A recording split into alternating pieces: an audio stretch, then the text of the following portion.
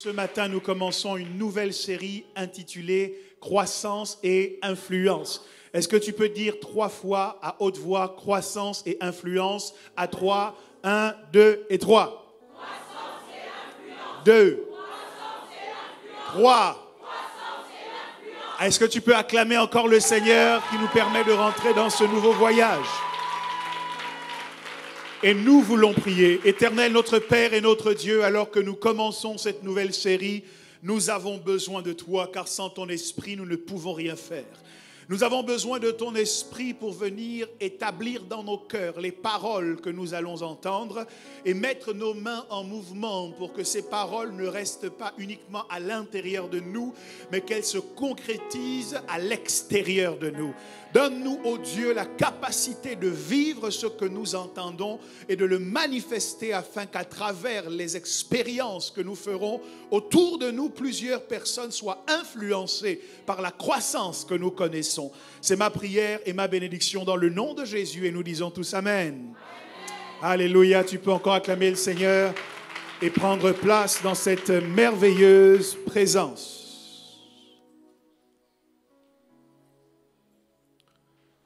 Je voudrais vous proposer de lire 2 textes afin de commencer notre étude de ce matin. Le premier texte, je le tire du livre de l'Exode, chapitre 23, spécifiquement à partir du verset 29. Exode, chapitre 23, à partir du verset 29. Il s'agit d'un texte dans lequel Dieu informe les enfants d'Israël sur ce qu'il va mettre en place pour eux. Alors qu'il les a fait sortir d'Égypte et qu'il les emmène à prendre possession de la terre promise de Canaan, il leur indique au verset 29, au sujet de tous les ennemis ou les habitants de cette terre, « Cependant, je ne ferai pas fuir tous ces peuples devant toi la même année. » S'il en était ainsi, le pays deviendrait un désert où les bêtes sauvages se multiplieraient à tes dépens. Verset 30, « Je chasserai tes ennemis peu à peu, au fur et à mesure que tu deviendras plus nombreux et que tu occuperas le pays. » Je refais la lecture. « Cependant, je ne ferai pas fuir tous ces peuples devant toi la même année. S'il en était ainsi, le pays deviendrait un désert où les bêtes sauvages se multiplieraient à tes dépens. » Je refais la lecture. « Cependant, je ne ferai pas fuir tous tes ennemis en 2023. S'il en était ainsi, le pays deviendrait un désert où les bêtes sauvages se multiplieraient à tes dépens. S'il en était ainsi, 2023 deviendrait un désert où les bêtes sauvages se multiplieraient à tes dépens. » Verset 30. « Je chasserai tes ennemis de 2023 peu à peu, au fur et à mesure. » Quelqu'un dit avec moi, « au fur et à mesure. » Que tu deviendras, tourne-toi vers ton voisin, dis-lui au fur et à mesure que tu deviendras plus nombreux et que tu occuperas le pays. Je voudrais que tu dises à quelqu'un, ça dépend de toi. Nous avons appris à considérer que tout dépend de Dieu. Je suis venu vous dire ce matin que ce n'est pas vrai. Il y a des choses qui dépendent de Dieu et il y a des choses qui dépendent de nous. Je vais le dire autrement. Il y a un rôle que Dieu doit jouer et Dieu joue toujours son rôle. Mais lorsqu'il y a un bug dans la machine, lorsqu'il y a un problème dans la planification merveilleuse de Dieu, la responsabilité n'est jamais de Dieu, mais de l'homme qui ne prend pas son rôle au sérieux et qui ne joue pas son rôle comme il devrait. Parce que ça dépend aussi de toi. Les textes nous révèlent que, après avoir été en esclavage pendant plus de 4 siècles en Égypte, Israël a enfin vu la main de Dieu se déployer avec force afin de les extirper de la main de leurs oppresseurs pour aller vers un pays qu'il avait promis à ses pères de donner à Israël. Israël avait donc une délivrance extraordinaire. Israël avait également une destination merveilleuse. Lorsque Dieu décrit Canaan, il dit c'est un pays où coule le lait et le miel. C'était un pays de rêve. Et pour chacun de nous, lorsque nous venons sur la terre, Dieu a pour nous une destination de rêve. Je ne sais pas si c'est Cancun, je ne sais pas si c'est les Bahamas, je ne sais pas. Mais je crois que tu peux avoir le pouvoir de faire de ton environnement actuel ton nouveau jardin d'Éden.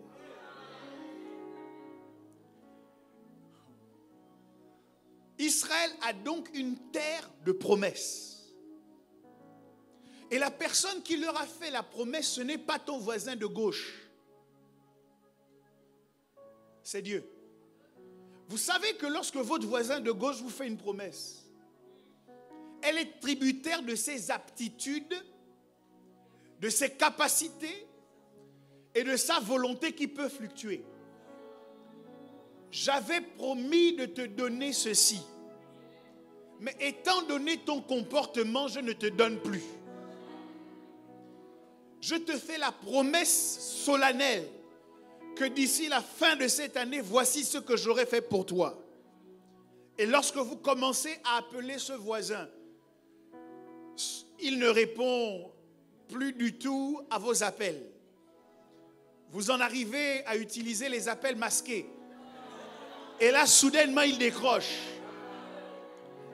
Pourquoi? Parce qu'il y a une promesse qu'il a faite qu'il n'est plus en capacité d'accomplir ou d'honorer. Et plutôt que de vous le dire, il commence à trouver des systèmes et des excuses et se cacher et disparaître et faire silence. Quelqu'un a dit, si lorsque vous essayez de joindre quelqu'un, il fait le mort, envoyez-lui RIP. Reste in peace. Laissez-le en paix. Mais en ce qui concerne celui qui avait promis à Israël, la Bible dit qu'il n'est pas un homme pour mentir, ni le fils d'un homme pour se repentir. Mais ce que sa bouche dit, sa main l'accomplit. Quand il t'a promis, il le fait toujours. Quand il a promis, il l'accomplit certainement. Même si la prophétie tarde, il a dit à Habakkuk, attends-la, car elle s'accomplira. Elle s'accomplira certainement. C'est une prophétie dont le terme est fixé. C'est une prospérité dont le terme est fixé. C'est une richesse dont le terme est fixé. C'est une promotion dont le terme est fixé. C'est un mariage dont le terme est fixé. C'est un bonheur dont le terme est fixé. C'est une guérison dont le terme est fixé. C'est déjà fixé. Ça ne va pas bouger. Ça ne va pas changer. C'est déjà fixé. Car celui qui a fait la promesse est fidèle. La fidélité n'est pas seulement une de ses manifestations ou une de ses actions. La fidélité est son nom. Fidèle est son nom. Et celui qui a fait la promesse a dit aux enfants d'Israël, je vous donnerai un pays où coule le lait et le miel. Pas de raison de douter. Pas de raison de s'inquiéter. Parce qu'il a fait la promesse. Non seulement il est fidèle à sa parole, mais ça ne me rassurait pas s'il était seulement fidèle à sa parole et qu'il n'avait pas les moyens physiques de matérialiser sa parole. Il y a des gens que vous rencontrez dans la vie qui ont la bonne volonté de vous aider, mais ils n'ont pas la capacité de vous aider. Si ça ne dépendait que d'eux, Votre situation financière changerait du jour au lendemain. Dès que vous avez un problème d'argent, ils réfléchissent à toutes les stratégies pour vous venir en aide, mais arrivent eux-mêmes en face de leurs limites. Ce n'est pas un problème de volonté, c'est un problème de capacité.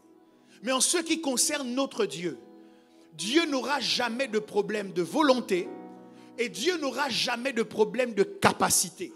Parce que la terre et l'univers tiennent dans sa main.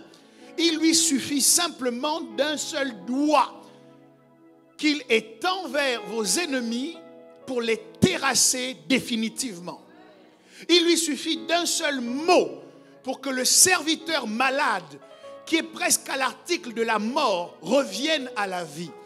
Il lui suffit d'un seul toucher pour que la maladie disparaisse, même si elle avait été diagnostiquée incurable. Le Dieu que nous servons n'a pas de problème de capacité et n'a pas de problème de volonté.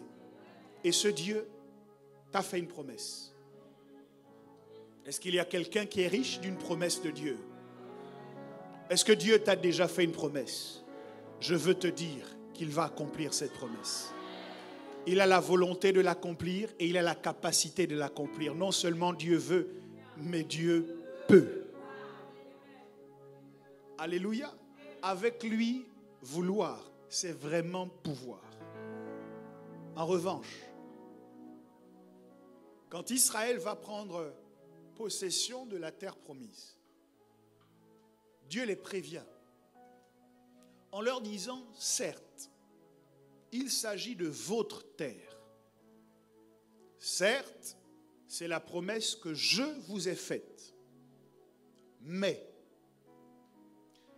si j'accomplis la promesse de façon totale, trop rapidement, la promesse va se transformer pour vous en une situation de faiblesse.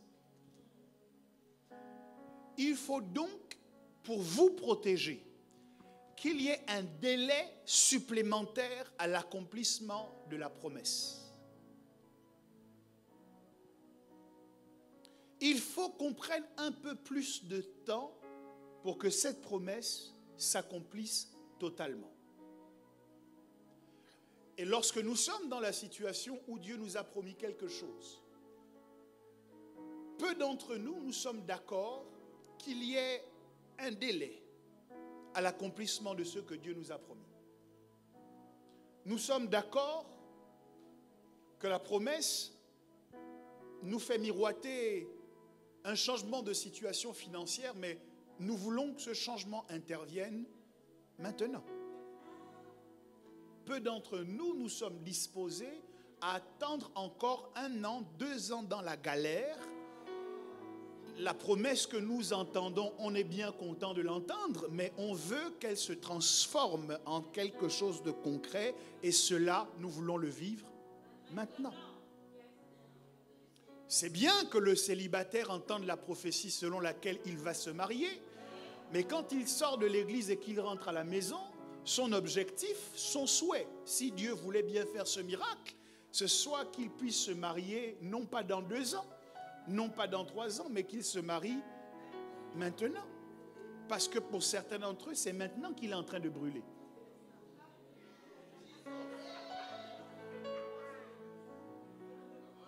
Celui qui est au chômage et qui cherche du travail et qui entend comme promesse que Dieu va lui donner un emploi de qualité avec une rémunération adaptée, n'a pas le projet que cela dure trop longtemps. Il veut trouver du travail maintenant. Il veut qu'on l'appelle et qu'on lui dise que son CV a été retenu le plus tôt possible. Si ça pouvait se faire le lendemain du culte, nous serions tous ravis. Mais Dieu prévient Israël. Il dit, en ce qui concerne la promesse que je vous ai faite, je vais l'accomplir, mais je ne vais pas l'accomplir de façon immédiate. Cette promesse ne se fera pas du jour au lendemain, mais son accomplissement va rentrer dans un processus. Quelqu'un dit avec moi, processus. Le mot que nous ne voulons plus entendre aujourd'hui, c'est le mot processus. Nous voulons avoir tout de suite. Et le mot maintenant est un mot qui m'inquiète dans le cadre de notre génération. Quelqu'un veut avoir des dents ultra blanches maintenant. Il est capable d'aller se faire limer des dents en bonne santé et se faire poser des couronnes parce qu'il veut avoir un sourire parfait maintenant. Ne lui expliquez pas qu'il faut avoir une hygiène bucco-dentaire irréprochable. Il n'a pas le temps de cela. Lui, il veut des résultats maintenant. La personne qui veut affiner sa silhouette n'a pas trop le temps de consulter le coach Dico et dire emmène-moi à la salle de sport, que je transpire, que je brûle les graisses de façon normale, que je prenne un peu de temps sur les machines. Non, parce que moi ce que je veux, c'est un corps affiné et affûté maintenant. C'est bientôt l'été.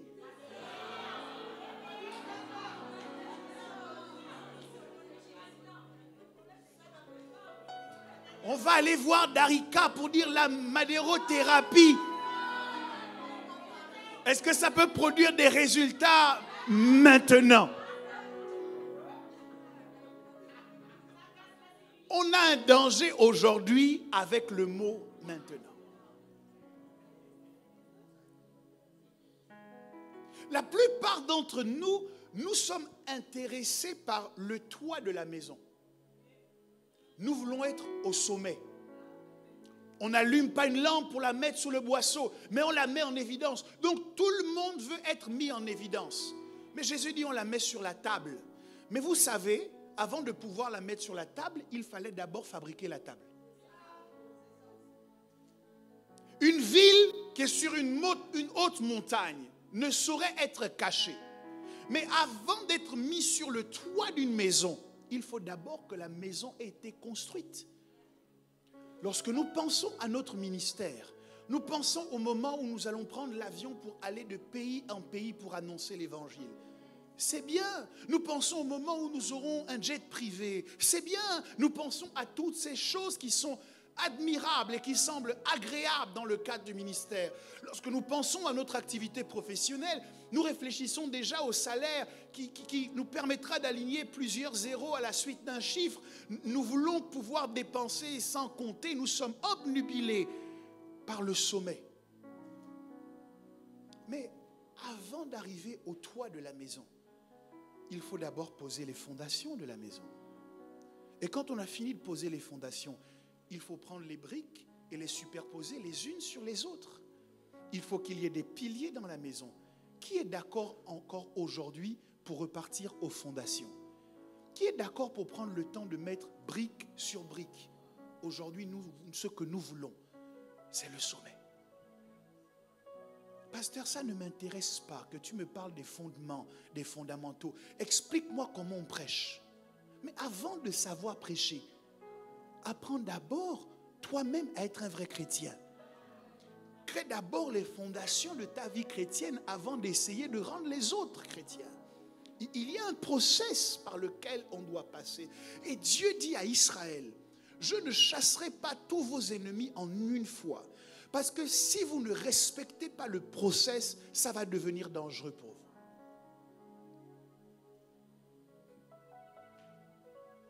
Si je chasse tous vos ennemis, il dit, l'espace va devenir désert.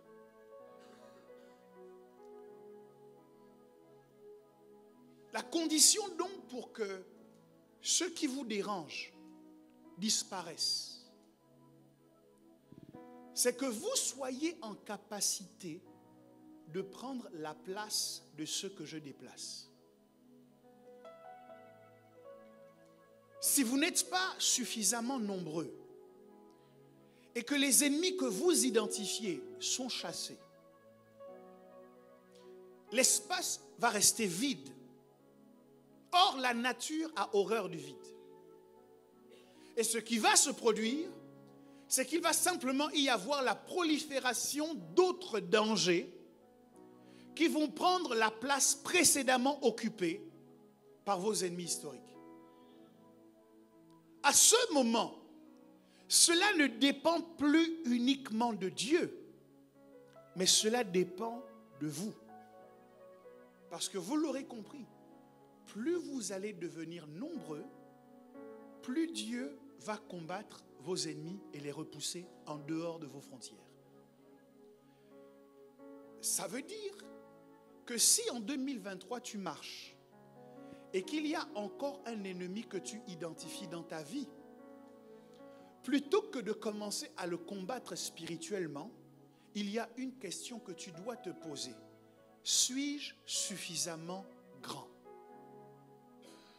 Parce que si j'étais suffisamment grand, j'occuperais davantage d'espace.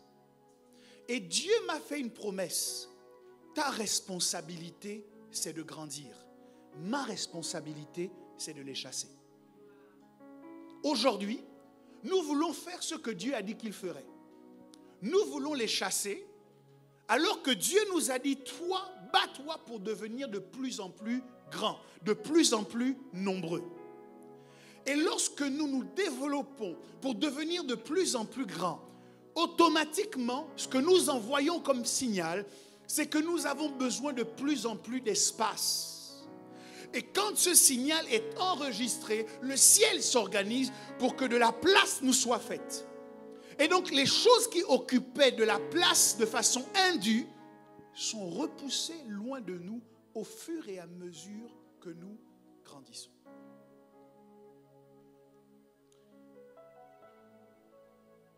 Pour prendre ta place, tu dois croître. Je redis, pour prendre ta place, tu dois croître.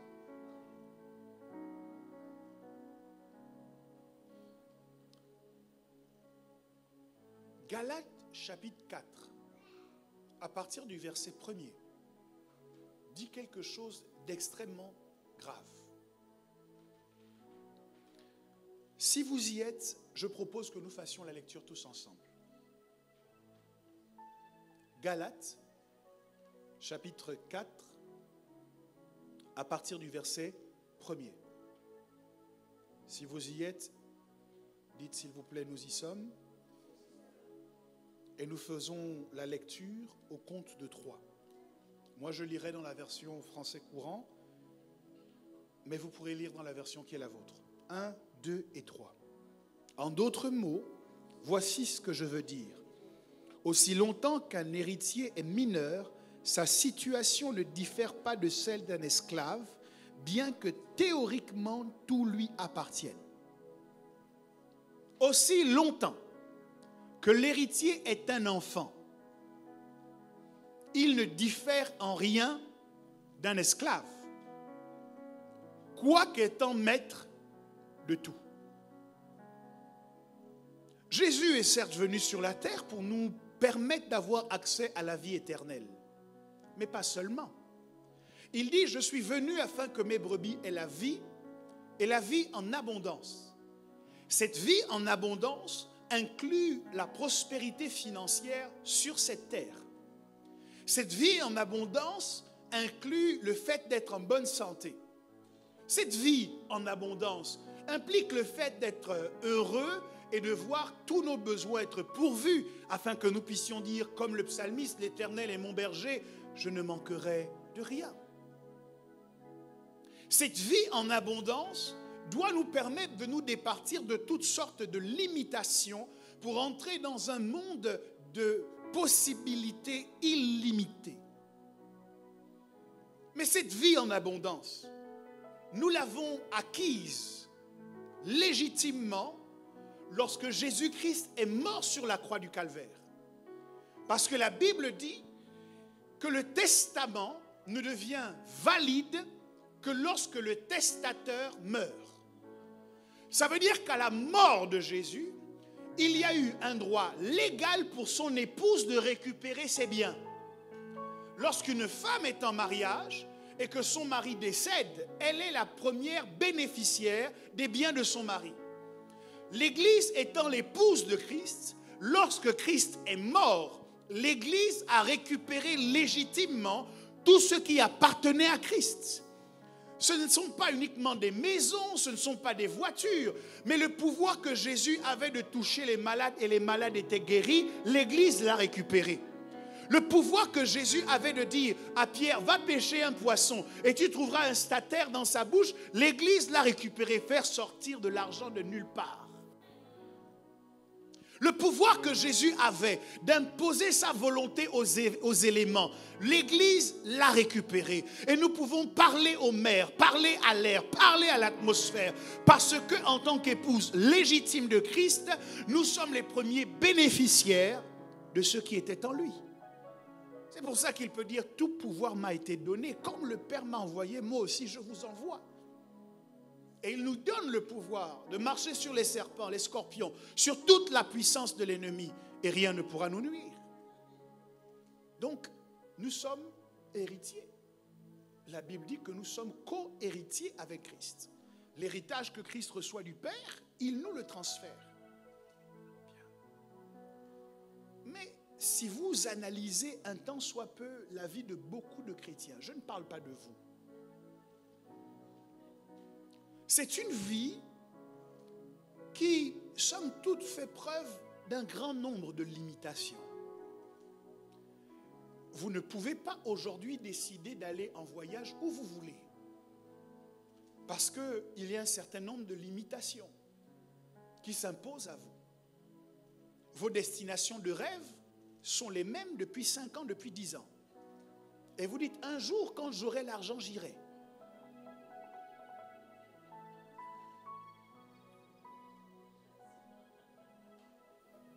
Beaucoup de limites. Alors que la vie que Jésus nous a acquise est une vie illimitée. Jésus n'a jamais eu de problème d'argent. Mais quand nous regardons les chrétiens qui sont ses co-héritiers, on a l'impression qu'il y a quelque chose qui cloche.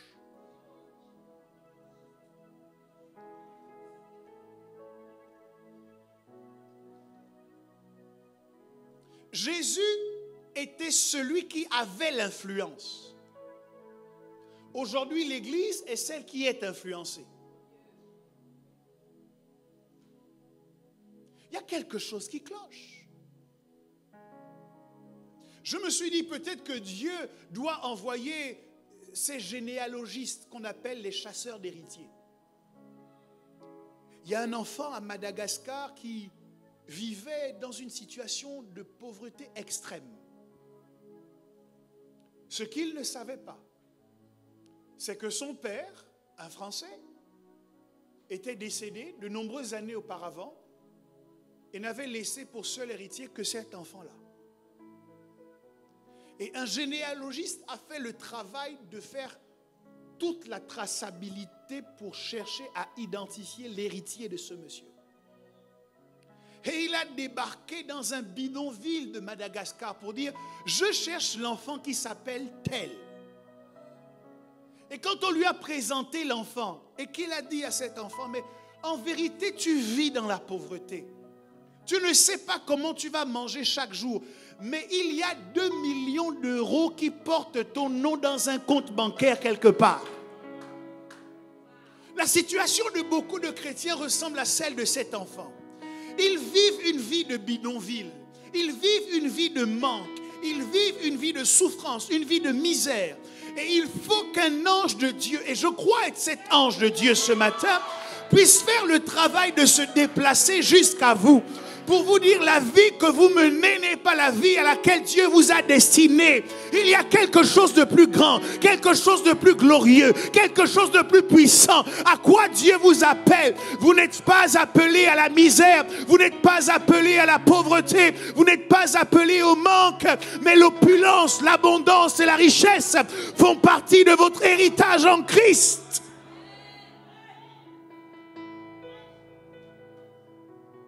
Vous avez un héritage extraordinaire en Dieu. Un héritage de puissance. Un héritage d'opulence, de richesse. Un héritage de pouvoir. Un héritage de capacité illimitée. Seulement voilà. Encore une fois, quelle que soit votre légitimité en tant qu'héritier, la Bible dit que si, lorsque vous prenez conscience de l'héritage que vous avez en Christ, vous êtes toujours dans la situation légale d'un mineur.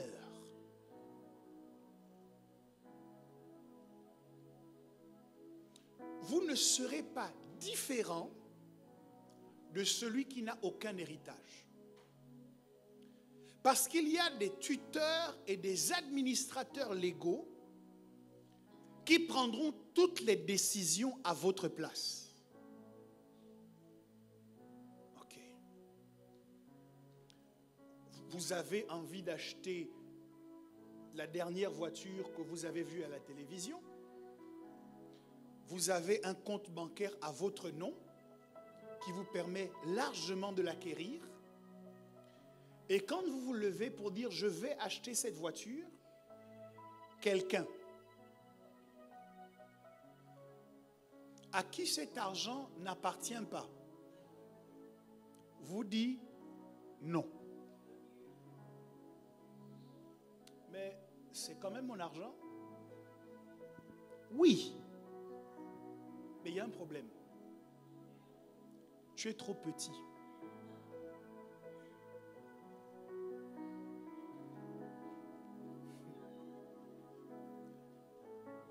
Le seul espoir pour toi de pouvoir utiliser ton héritage, c'est de grandir.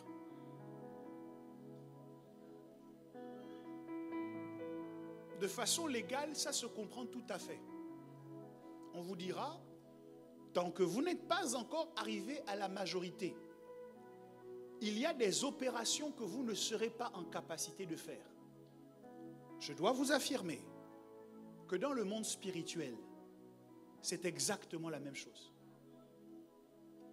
Quelle que soit la dose de puissance ou d'héritage dont vous disposez, l'apôtre Paul nous révèle que si vous êtes encore un enfant, au lieu de vivre la vie d'un héritier, vous allez vivre la vie d'un esclave. Ça doit déranger quelqu'un.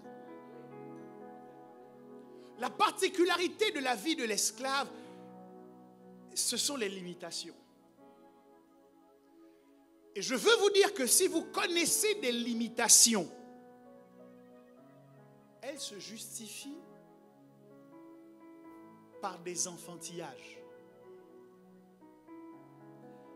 Chaque fois que vous agissez comme un enfant,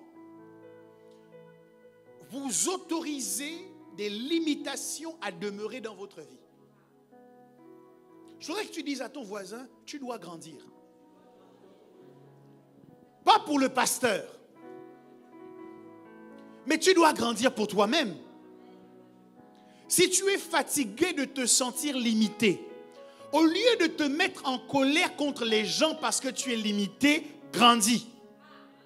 Si tu es fatigué de te sentir bloqué, au lieu de te mettre en colère contre les gens et de dire que c'est de la faute des gens, prends tes responsabilités et grandis. Il n'y a pas de libération qui te permette de prendre possession de ton héritage en dehors de la croissance. La croissance est une obligation pour toute personne qui veut rentrer en pleine possession de son héritage.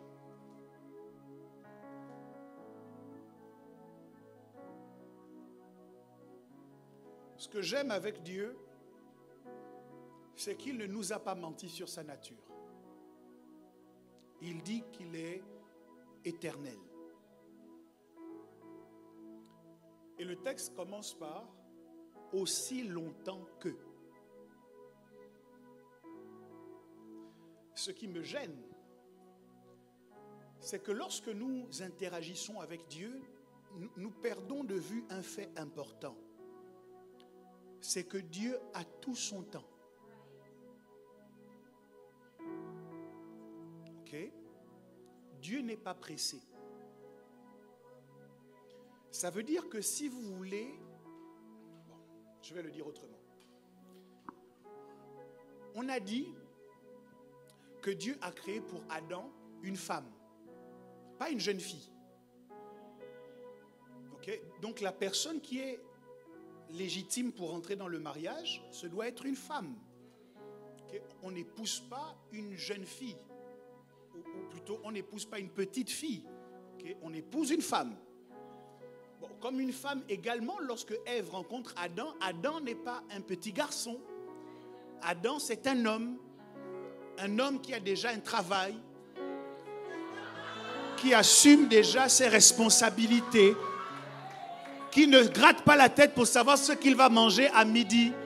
Pourquoi vous réagissez beaucoup comme ça quand je parle d'Adam? J'ai parlé d'Ève tout à l'heure, vous n'avez pas réagi. C'est comme ça que vous êtes.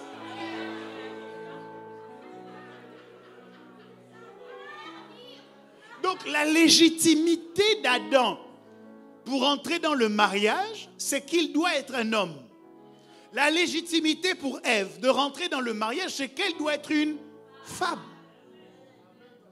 Vous me suivez?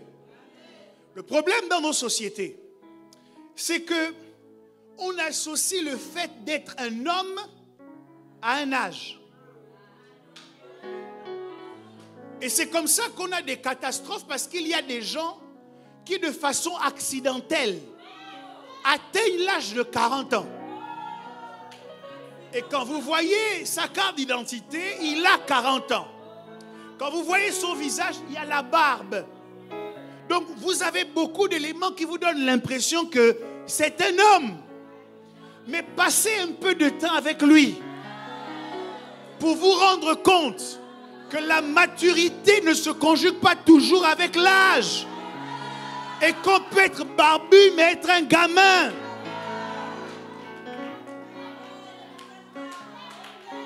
Ça m'ennuie.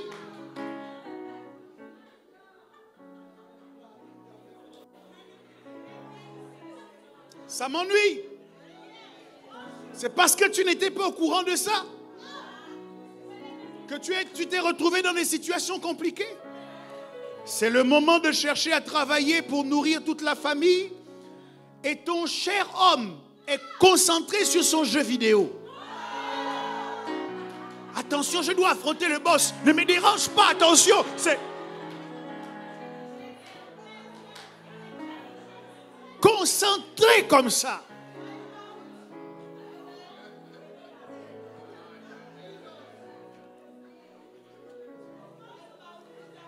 On est donc en problème parce que dans nos sociétés, on a lié la maturité à l'âge.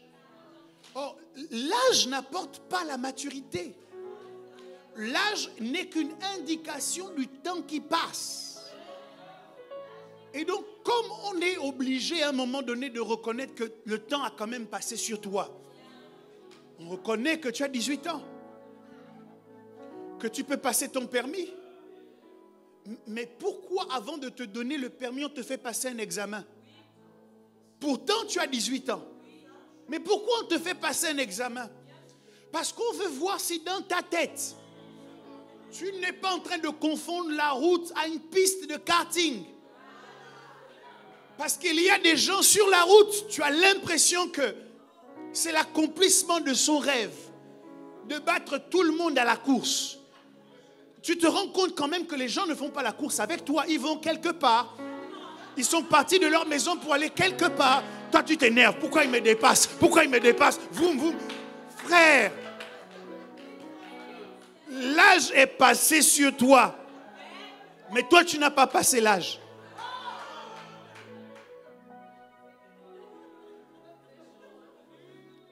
Mais les sociétés humaines qui sont obligées de fonctionner de cette manière n'imposent pas à Dieu leur mode de fonctionnement. Parce que là où la société est obligée de faire avec le temps, Dieu est en dehors du temps. Ça veut dire que Dieu ne te considère pas comme un adulte à partir du moment où, entre le moment de ta nouvelle naissance et aujourd'hui, 18 ans sont passés. Pour lui, tu n'as pas encore la majorité. C'est pour ça que nous avons à l'église des gens qui ont 40 ans de christianisme. Mais au ciel, sur leur pièce d'identité, c'est écrit mineur. Ou alors, majeurs protégés. Vous savez, il y a des... Si vous voulez que je parle, je vais vous parler. Si vous êtes sûr, je vais vous parler. Même dans notre société, il y a des gens qui, sur leur pièce d'identité, ils sont majeurs. Mais il faut souvent des actions, des transactions, des choses qui emmènent leur famille à saisir un juge pour dire, monsieur, s'il vous plaît, sauvez notre parent. Ce n'est pas la barbe que vous voyez là. Il fait des choses bizarres. Et le juge va établir un décret selon lequel vous n'avez pas le droit vous-même de disposer de votre argent. C'est un membre de votre famille. Et quand vous avez dépassé l'âge et que vous perdez un peu la tête et tout à cause de l'âge avancé, c'est même quelqu'un de moins âgé que vous. Donc votre enfant qui va prendre les décisions pour vous en tant que parent pour dire cette transaction est valide ou elle ne l'est pas.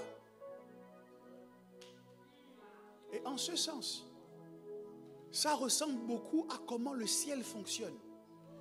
À l'église, ce n'est pas une question d'âge. Des fois, Dieu, en tant que juge, va émettre un décret pour que quelqu'un de moins âgé que toi te gère. Parce que quand il voit la manière dont tu pilotes ta vie, il se dit qu'il y a quelques problèmes et dangers auxquels on doit éviter de faire face en te laissant les pleins pouvoirs. Et toi, quand tu arrives à l'église, oui, mais cette fille-là est petite comme ça, qu'est-ce qu'elle peut m'apprendre? Ce n'est pas une question d'âge. C'est une question de maturité. Qu'est-ce que le ciel a établi lorsqu'il a analysé ton dossier? Est-ce que tu es quelqu'un de suffisamment responsable pour assumer ton propre destin? Donc, Dieu prend le temps. Et tu vois des gens qui arrivent avec des arguments, excusez-moi, des arguments banaux.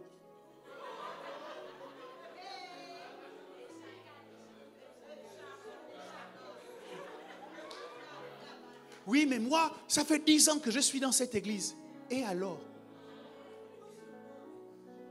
Il y a quelque chose qui me dérange dans le système scolaire en France.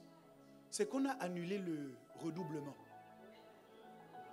Aujourd'hui, c'est très difficile de faire redoubler un enfant. Il n'en est pas ainsi. D'abord, il n'en a pas toujours été ainsi. C'est à cause de la dureté de vos cœurs. Il n'en a pas toujours été ainsi. Et d'ailleurs, sous d'autres cieux, il n'en est pas ainsi. Il y a des cieux sous lesquels, si tu n'as pas le minimum de 10 de moyenne, tu redoubles. Après 1 an de service à l'église, si tu n'as pas le minimum de 10 de moyenne, tu redoubles. Ne te dis pas que tu as pris de la bouteille et que maintenant tu es considéré comme quelqu'un d'expérimenté parce que ça fait 5 ans que tu fais la chose. Si tu ne sais pas la faire correctement, si tu ne sais pas la faire avec la maturité qu'il faut, aux yeux de Dieu, jusqu'à présent, tu es encore mineur. Tu es mineur quand tu ne sais pas respecter le temps. Moi, j'ai fait l'expérience avec les enfants. Vous leur dites, ok, on a un programme, à telle heure, il faut qu'on soit parti. Je ne sais pas si vous avez on dirait que vous avez les mêmes que les miens. C'est à l'heure en question qu'ils vont se souvenir de toutes les choses qu'ils n'ont pas prises et dont ils auront besoin dans la journée. C'est dommage parce que dans ce pays, on ne peut pas abandonner les enfants.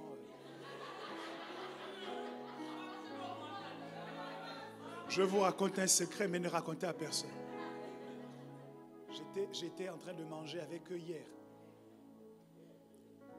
Je regarde l'heure, je leur dis, il faut qu'on parte. Je me lève, je vais ranger les choses qu'on a mangées. Vous savez, il y a des restaurants dans lesquels vous débarrassez et tout ça. Je sors du débarrassage, je les vois entamer le dessert. Tu me crois si je te dis que j'ai tourné les talons et j'ai avancé? Papa, tu vas où? Je les ai regardés. J'ai dit, mais je vous ai dit que je partais. Donc j'ai marché. Je crois qu'à un moment donné, ça a dû faire tilt dans leur tête. Ils se sont dit, le monsieur là peut nous laisser comme ça. Ah! Tous les dimanches, tu sais que c'est 10 heures le culte. Mais tous les dimanches, tu as un problème de repassage de ton pantalon. Et tu viens nous distraire à l'occasion de rien, j'ai eu un problème de train. Frère, c'est les mêmes horaires de train tous les dimanches. Quand on regarde sur la pièce d'identité, mineur ou majeur protégé. Non, ce que je voulais vous faire comprendre, c'est que les enfantillages légitiment l'esclavage.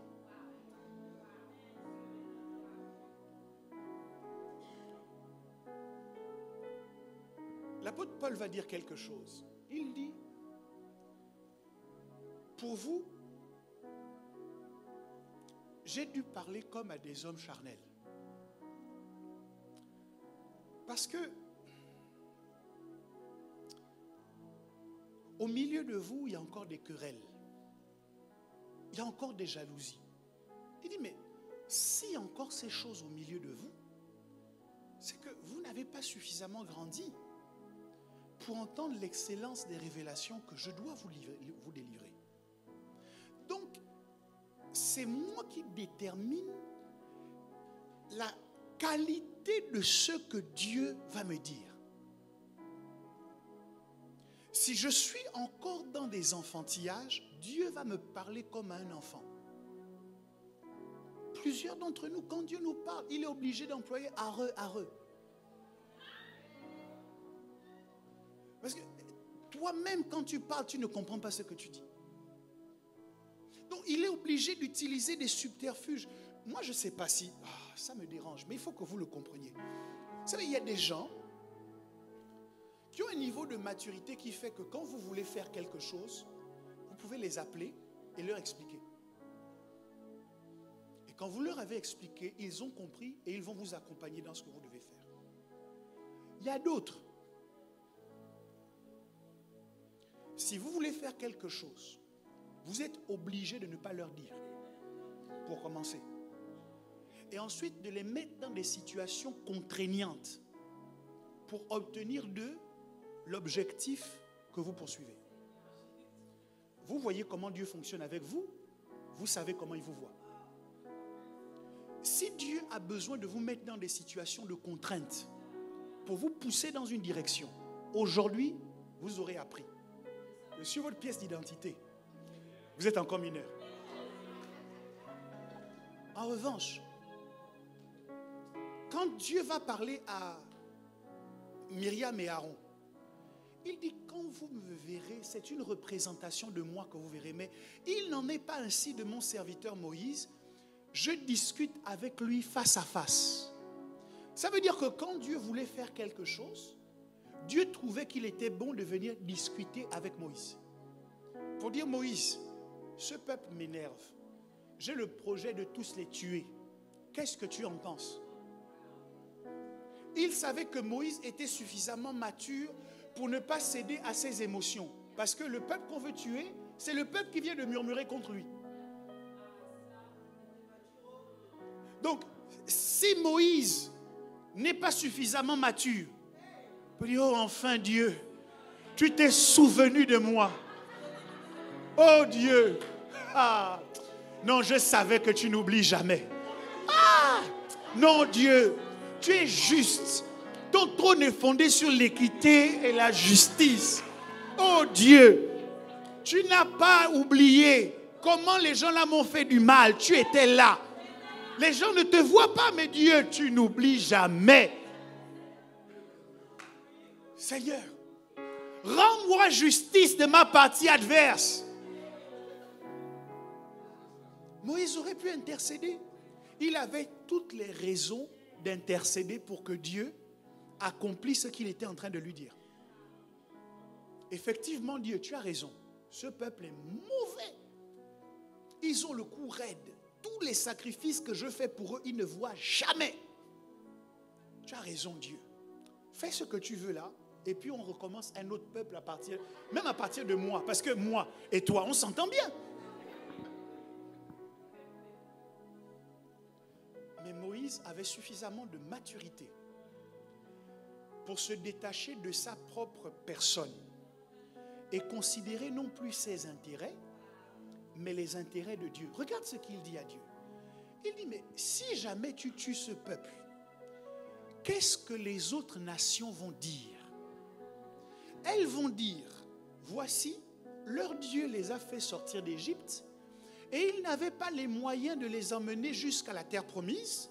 C'est pour cette raison qu'il les a tous tués. Donc quand tu vas faire ça, ça va jeter du discrédit sur ton nom.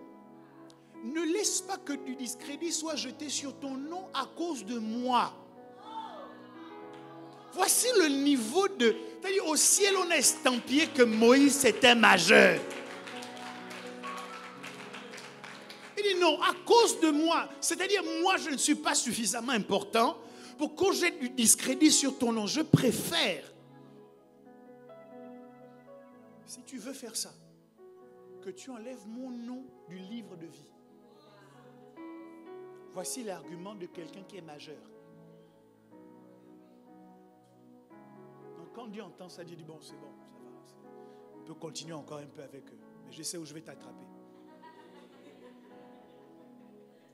Un autre avec qui tu fais la même chose, c'est Abraham. Lorsque Dieu vient voir Abraham, qui lui dit l'année prochaine, à la même époque, ta femme te donnera un fils, il se lève et il va vers Sodome et Gomorrhe pour aller détruire la ville de Sodome et Gomorrhe. Il n'a pas encore dit à Abraham ce qu'il veut faire. Et pendant que Dieu part, il s'arrête. Il dit, cacherai-je à Abraham ce que je vais faire? Parce qu'Abraham est devenu comme mon ami. Donc il revient et il dit à Abraham, tu sais là où je vais là, voici ce que je vais faire. Donc il laisse l'opportunité à Abraham d'intercéder. Et de qui Abraham intercède? Pour qui? En faveur de Lot. Lot, son neveu, qu'il a humilié en laissant ses propres bergers insulter les bergers de son oncle. Mais Abraham déconsidère ses propres émotions et choisit d'intercéder en faveur de Lot. Dieu discute avec les majeurs. Il échange avec les matures. Votre avis compte dans ce qu'il veut faire. Il vous dit, je veux faire ça, qu'est-ce que tu en penses? Parce qu'il est convaincu que votre réponse ne sera pas basée sur un intérêt personnel que vous poursuivez, mais que vous avez passé le processus qui consiste à dire, fais de l'Éternel tes délices et il te donnera ce que ton cœur désire. À partir du moment où vous avez fait de l'Éternel vos délices, ce qui vous délecte, c'est que le plan de Dieu s'accomplisse. Ce qui vous délecte, c'est que la vision s'agrandisse. Ce qui vous délecte, c'est que l'œuvre de Dieu avance.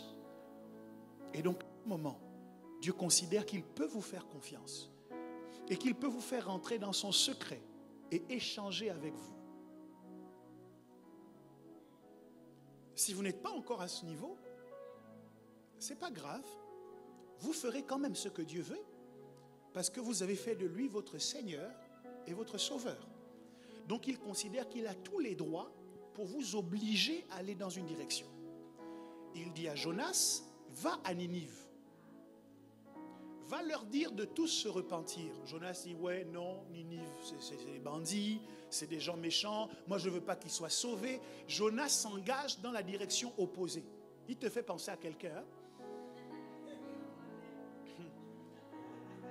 Et pendant qu'il va dans la direction opposée, il y a une tempête qui se déclenche. Est-ce qu'il y a des tempêtes qui se déclenchent parfois dans ta vie? Sans crier gare, toi-même tu ne comprends pas. Tu travailles l'argent, mais dans ton compte, il n'y a jamais l'argent. Il y a des tempêtes, il y a toujours des problèmes.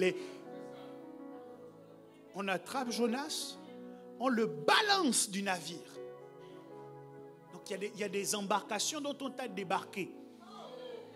On t'a balancé parce que la direction où tu veux aller, ce n'est pas là-bas que Dieu veut que tu ailles. Je dis qu'il y a des embarcations, il y a des relations dont on doit te débarquer. C'est-à-dire, tu ne comprends pas pourquoi la relation s'arrête.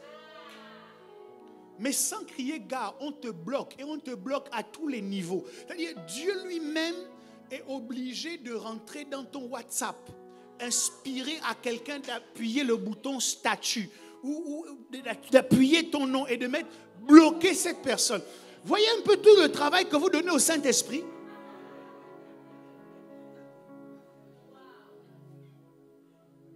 Comme ça, même si la personne veut t'appeler, elle se rend compte que, oh non, je l'avais bloqué. Et Dieu fait ça parce que ça fait 2 ans qu'il te dit, cette personne-là n'est pas bonne pour ta vie. Mais tu trouves toujours des subterfuges pour dire, on ne sait jamais, il va peut-être changer, on ne sait jamais, il va...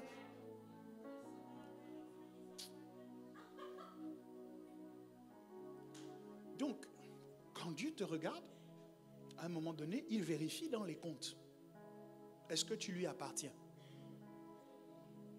Quand il est établi que tu es sa propriété, il dit, mais au fait, pourquoi je lui demande son avis? Virez-le de cette entreprise. Donc voilà comment tu arrives un bon matin pour travailler. Les portes sont fermées, ton badge ne marche plus. Tu fais les signes aux salariés. Les gars ne font que passer comme s'ils ne te voyaient pas.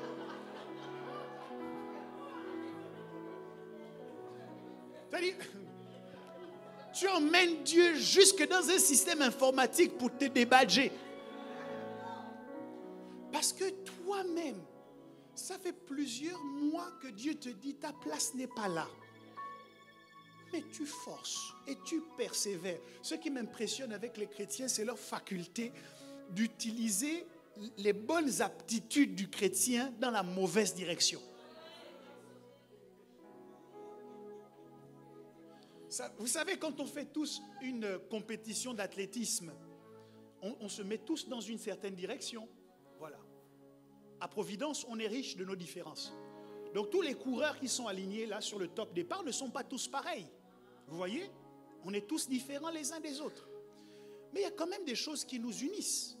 C'est qu'on est censé courir dans la même direction. On est censé quand même suivre les mêmes règles. Mais moi, je suis impressionné, je m'impressionne moi-même. Ce n'est pas vous, mais moi-même, je m'impressionne. De voir des gens qui, alors qu'on est tous sur le top départ, eux, ils décident de prendre leur marque dans le sens inverse. Parce qu'ils veulent vous démontrer à vous tous que vous êtes des moutons. Mais moi, la seule chose que tu nous prouves, c'est que tu es mineur.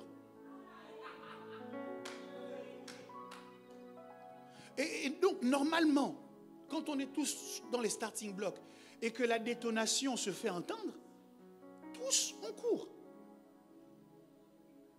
Mais toi, ta différence, tu veux la matérialiser dans le fait de ne jamais respecter les instructions. Tout le monde va dans un sens, toi, tu dois toujours aller dans le sens opposé. Ça ne s'appelle pas la différence, ça s'appelle la rébellion. Il faut qu'on te le dise, qu'on se le dise. Est-ce que vous me suivez? Donc, pourquoi je vous dis ça?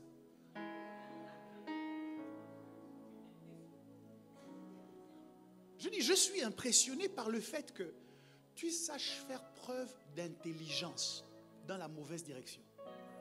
Tu saches faire preuve de persévérance dans la mauvaise direction. Tu saches faire preuve d'endurance dans la mauvaise direction. Tu dis, oh, je quitte l'église parce que l'église m'a déçu. Mais depuis que le monde t'a déçu, tu n'as jamais quitté le monde. En boîte de nuit, on t'a déjà chassé. On t'a déjà refusé l'entrée. Mais tu es persistant et persévérant. Tu reviens toujours en changeant un peu le make-up, en changeant un peu le style, en te disant peut-être que je vais réussir à me faufiler. Pour entrer en boîte, tu es endurant, tu es persévérant. Mais pour rester à l'église, sur la piste de danse, on te bouscule souvent. Ça ne te dérange pas, tu te rapproches même de celui qui t'a bousculé. Tu aimes bien ce type de bousculade. Mais à l'église, quelqu'un te bouscule un peu. Oh non, non, c'est quoi ce genre d'église? Il devrait y avoir l'amour, il devrait y avoir... Ah bon? Donc pour l'œuvre de Dieu, pour la maison de Dieu, là tu ne peux pas être endurant. Là tu ne peux pas être persévérant. Là tu ne peux pas être persistant. Lequel d'entre vous a déjà quitté son travail parce qu'on l'a mal regardé? Lequel? Mais la facilité avec laquelle on peut quitter l'œuvre de Dieu, ça m'impressionne. Je m'impressionne moi-même. Et la seule chose que ça renvoie comme information au ciel, c'est je suis mineur. Ça fait 10 ans que je suis chrétien, mais je suis encore mineur. Et puis des fois, le ciel t'envoie une lettre avec accusé de réception et te demande jusqu'à quand? Tu n'es pas fatigué? Parce qu'au ciel, mineur signifie limité. Aussi longtemps que l'héritier est un enfant, il ne diffère en rien d'un esclave, quoiqu'étant maître de tout. Le bonheur t'appartient. La richesse t'appartient. La santé t'appartient. La puissance t'appartient. Mais tu ne peux utiliser aucune de ces aptitudes tant que tu es encore enfant. Je ne sais pas si je dois vous parler encore. Demande à ton voisin, jusqu'à quand? Ce n'est pas pour moi, c'est pour toi-même. Ta vie, dès que tu la vois là, ça ne te dérange pas des fois. Je sais, il y a des choses qui sont positives, gloire à Dieu. Mais les autres choses là, des fois ça ne t'embête pas. Des fois tu n'as pas envie que ça change vraiment. Tu n'as pas envie que la Bible là devienne ton quotidien. Mais pour que cette Bible devienne ton quotidien, il y a une seule chose à faire, grandis. Je vais encore dire quelque chose qui te pique. Pendant qu'ils sont à Canaan, les Philistins boivent leur lait. Les Philistins mangent leur miel. Ça veut dire qu'il y a des gens qui profitent de tout ce... Attends, il faut que tu comprennes. Tout ce qui t'appartient n'est pas perdu. Quand ça ne te profite pas, ça profite à quelqu'un. Donc c'est pour ça que tu vois souvent le gars là passer avec une belle voiture et tu as l'impression que c'est ta voiture. En fait, c'est ta voiture. La Bible dit qu'il donne aux méchants d'amasser pour le juste. Donc en fait, la voiture qu'il est allé acheter là, il a été poussé à acheter une voiture qui correspond à la voiture qui doit te revenir. Donc il y a quelque chose qui te pique souvent dans le cœur quand tu le vois passer. Tu dis, oh vraiment, cette voiture-là est belle. Hein? Et le ciel te répond, jusqu'à quand? Le seul espoir pour toi de bénéficier de ce type de voiture, c'est de commander une course. Est-ce que tu te rends compte? Donc tu payes pour monter dans ce type de voiture. Et quand tu descends, tu dis au monsieur merci. Pourtant, c'est pour toi. Quand le ciel voit ça, il est fatigué, il dit, jusqu'à quand? L'Ecclésiaste dit, j'ai vu quelque chose de terrible. J'ai vu des princes allant à pied et des esclaves sur les chevaux. Ce matin, le ciel te dit, jusqu'à quand?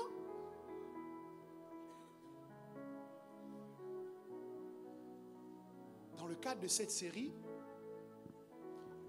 je vous emmène dans un voyage transformationnel.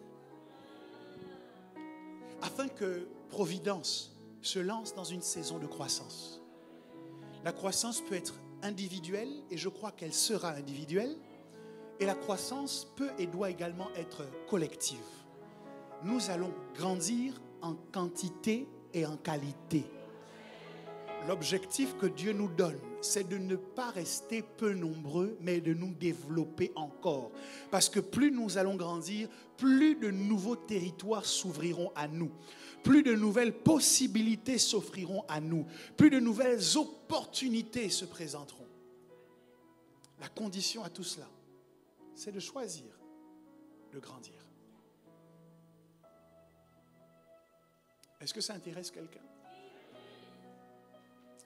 Alors peut-être que, en guise d'embarquement immédiat pour ce vol de transformation, nous pouvons tous ensemble nous tenir sur nos deux pieds et exprimer par nos mots le souhait que nous faisons de quitter les enfantillages pour entrer dans le voyage de la croissance.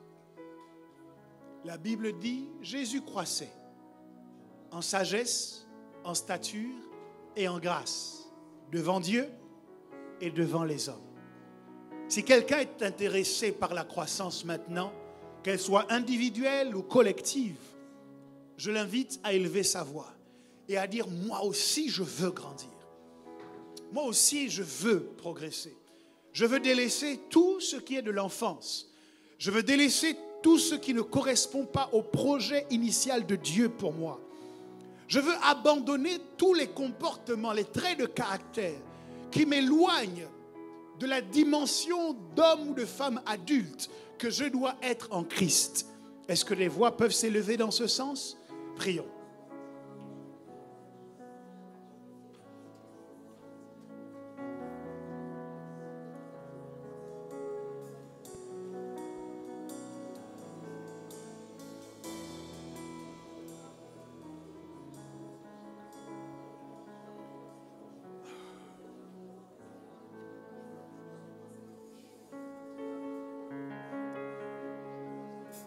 Fais-moi monter, oh, fais-moi monter dans les hauteurs de ta gloire.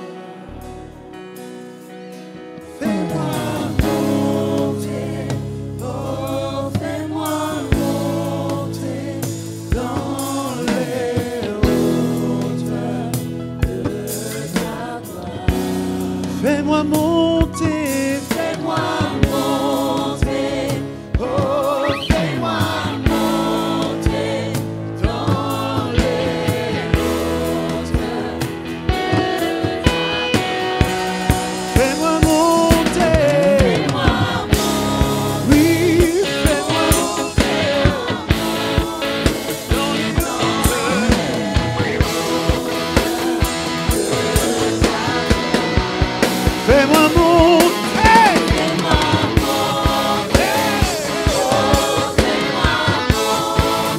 Dans les hauteurs. Seigneur, fais-moi monter.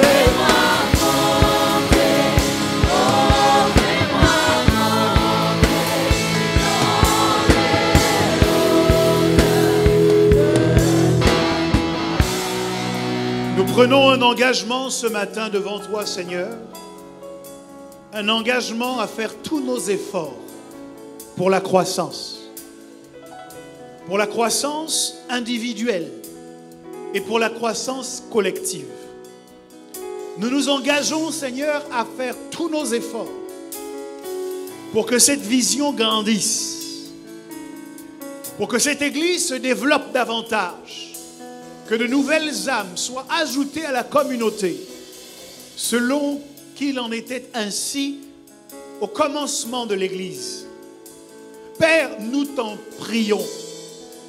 Donne-nous toutes les stratégies et les moyens à notre disposition pour que nous puissions grandir. Que tout ce qui était de l'enfance et qui ne te glorifiait pas soit banni de nos habitudes, de notre quotidien, et que rien ne nous empêche de nous approcher de toi. Au nom de Jésus, nous avons prié. Et nous disons tous Amen. Est-ce que quelqu'un peut acclamer le Seigneur?